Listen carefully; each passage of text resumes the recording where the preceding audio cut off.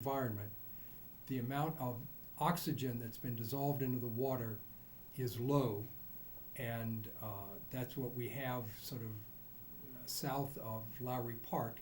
And in fact, since we've had a lot of flow in the past couple of years due to higher rainfall, the river as a whole has been better. If you can remember, we used to get sometimes south of Martin Luther King Boulevard in downtown, we used to get fish kills, and there'd be 1,000 dead mullet floating on the surface of the water because of the low dissolved oxygen. Well, I'm sure the mayor doesn't want that along the new Riverwalk. And if you, or as an aside, if you haven't been to the Riverwalk, go.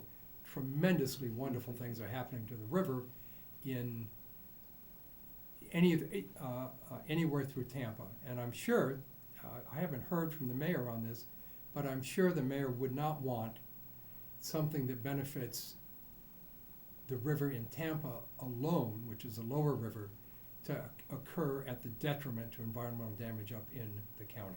That's a conversation that Friends of the River will ask to have with the mayor here. And by that, you're talking about what might happen to the wetlands around Morris Bridge Sink if Yes. there's more water Yes. withdrawn.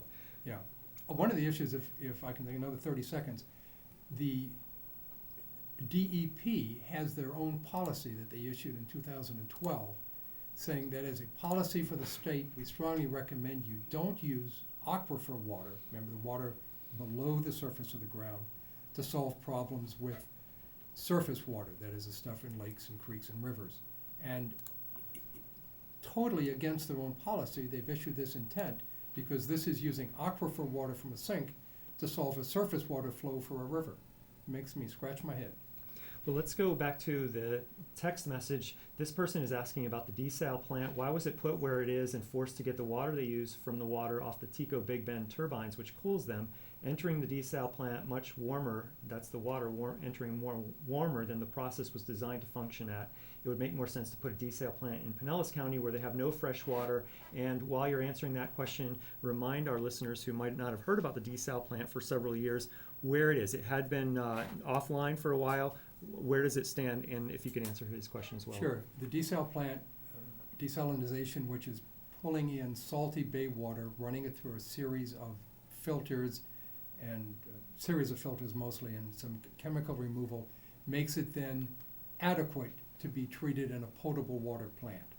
The desal plant was built at huge expense, rebuilt at huge expense, and my understanding, and I may not be correct here, my understanding it was put at Big Bend because when the desal plant is running at a high level, it sucks up huge amounts of energy. Also, there was room at Big Bend for a number of the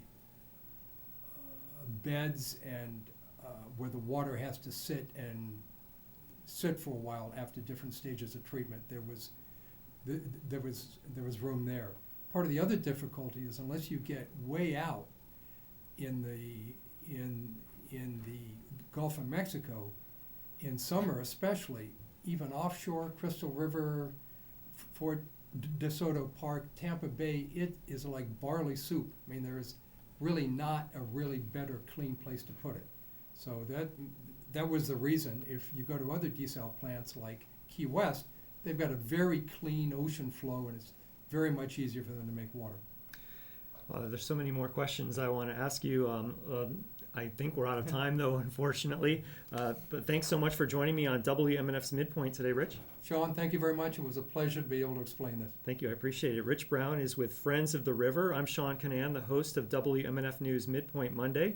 Tomorrow at noon, Mark Bureau will host MidPoint Tuesday. I want to thank everyone who called, emailed, and texted today. I didn't get to a lot of the phone calls, so if you'd like to leave a voicemail with your thoughts, call me at 813-238-8001 extension 114, and I'll play your message next Monday. You can also join the conversation online at wmnf.org/news.